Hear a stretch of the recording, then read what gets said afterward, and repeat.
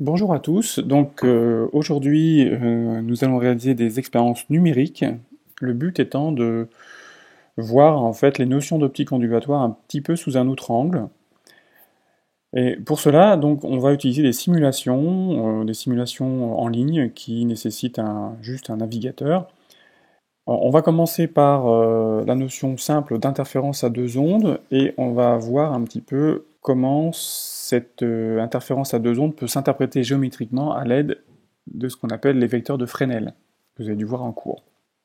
Alors pour cela, vous allez vous rendre sur le site femto-physique.fr et vous allez cliquer sur la page des simulations. Une fois rendu là, vous allez chercher dans la section optique ondulatoire la page interférence à deux ondes. Et donc cette page, interférence à deux ondes, construction de Fresnel, vous propose de jouer avec des constructions de Fresnel pour illustrer l'interférence à deux ondes. Alors voilà, vous arrivez ici, vous avez ici deux flèches qui sont alignées. En fait, ces deux flèches, c'est deux vecteurs de Fresnel qui représentent deux vibrations. Alors, les deux vibrations étant horizontales, ça correspond à deux vibrations de phase nulle, donc en phase. On peut faire varier la phase du deuxième vecteur de Fresnel, soit en jouant sur des petites flèches du clavier, soit en jouant sur le trait rouge. Là, vous cliquez et glissez, et vous faites varier l'angle que fait le deuxième vecteur par rapport à l'horizontale. Donc ici, vous avez une construction où une première vibration de phase nulle s'ajoute à une deuxième vibration de phase. Ici, la phase est indiquée 61 degrés. Donc là, ça fait un angle de 61 degrés. Et en bleu, vous avez la construction vectorielle, donc le vecteur résultant. Et ce vecteur résultant va vous donner les propriétés de l'onde résultante, à savoir sa phase, donc qui correspond à cet angle-ci, et son amplitude, qui sera en fait sa longueur. En optique, ce qu'on mesure, c'est jamais l'amplitude, c'est l'intensité lumineuse, et vous savez que l'intensité d'une onde, c'est proportionnel au carré de son amplitude. Donc si maintenant je prends le carré de l'amplitude et que je trace l'évolution de ce carré, donc de l'intensité, en fonction du déphasage du deuxième vecteur de Fresnel, ben j'obtiens une courbe qui est dessinée ici, que le point blanc ici suit, qui présente des creux et des bosses. Donc là, c'est l'intensité en fonction du déphasage. Et en dessous, vous avez la représentation en fait, visuelle, ce qu'on appelle un interférogramme, avec une succession de franges brillantes et de franges sombres, ici blanches pour les franges brillantes, noires pour les franges sombres. Enfin, vous avez un slider qui vous donne le rapport des amplitudes, ici, entre le deuxième vecteur de Fresnel et le premier vecteur. Alors, on va commencer la séance. On vous demandait donc de considérer deux ondes de même amplitude, auquel cas R égale 100%. Donc j'ai deux vecteurs de Fresnel de même amplitude. Je fais varier le déphasage de ces deux ondes. Et qu'est-ce que je constate? Je constate que je visite des creux et des bosses. Donc, notamment, je vous constate que les creux correspondent à une intensité complètement nulle et que les franges brillantes sont parfaitement nulles. On a des franges bien sombres. On vous demande pour quelle valeur de phi a-t-on interférence constructive. Donc pour cela, il faut aller au maximum. On a interférence constructive quand l'intensité est maximale. Qu'est-ce qu'on remarque? Pour que ce soit maximum, évidemment, il faut que les deux vecteurs soient parfaitement alignés. Et on remarque qu'ici, on a I sur I max égale 100% quand phi égale 360 degrés, c'est-à-dire 2π radians. Et à chaque fois que vous déplacez de 2π, vous avez la même configuration, auquel cas ça veut dire que tous les 2π radians, vous avez une interférence constructive. Donc il y a interférence constructive quand phi égale 0 modulo 2π.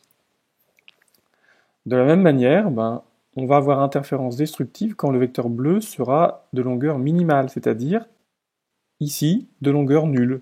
On peut annuler la longueur du vecteur en bleu en vous mettant à phi égale pi. Et si on prend phi égale pi, effectivement, on est sur une frange sombre. On a interférence destructive. Et là aussi, c'est valable modulo 2π. Donc il y a interférence destructive lorsque phi égale pi modulo 2π. On suppose maintenant que la deuxième onde possède une amplitude 4 fois plus faible que la première. Donc pour cela, je prends R égale 25%. Voilà.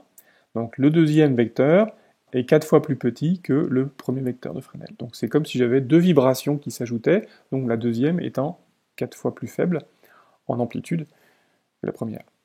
Donc déjà, la première chose que l'on voit, il faut regarder pour cela l'interférogramme, on voit tout de suite que les franges sombres sont quand même beaucoup moins sombres, et que donc le contraste est dégradé. On le voit assez facilement. On vous demande de mesurer le contraste. Alors, pour mesurer le contraste, il faut se rappeler de la définition du contraste. Alors, par définition, gamma, c'est Imax moins Imin sur Imax plus Imin. Alors, notez que si je divise tout par Imax, je vais avoir 1 moins Imin sur Imax sur 1 plus Imin sur Imax. Et ce qu'on voit, c'est que finalement, le contraste gamma est un nombre sans dimension et qui dépend du rapport des intensités. Autrement dit, ça ne dépend pas du tout de l'échelle que vous utilisez pour mesurer l'intensité. Ça ne dépend pas de l'unité que vous choisissez pour mesurer les intensités. Donc ça tombe bien, nous on a une échelle complètement arbitraire, puisqu'on mesure l'intensité en fonction de la référence qui correspond au maximum. Mais ça n'a pas d'importance. On trouvera la même chose. Alors je vais d'abord chercher le Imax, donc on a dit qu'il fallait se mettre à phi égale 0.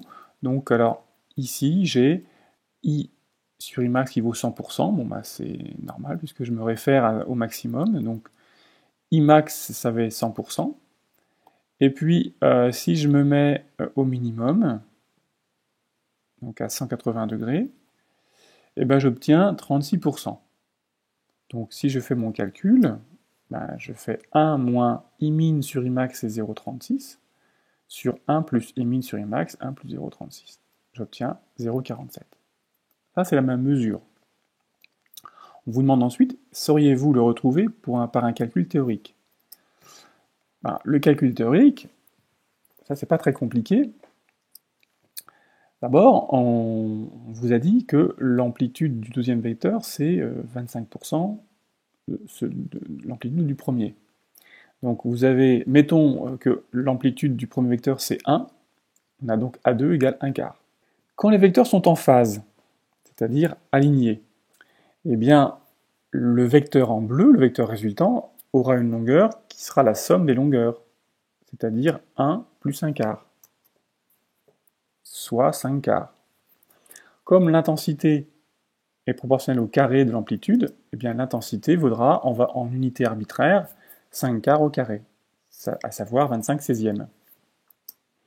Quand les vecteurs sont en opposition de phase, c'est-à-dire antiparallèles, eh bien la longueur du vecteur bleu, ce sera la longueur du premier vecteur moins la longueur du deuxième vecteur, c'est-à-dire 1 moins 1 quart égale 3 quarts.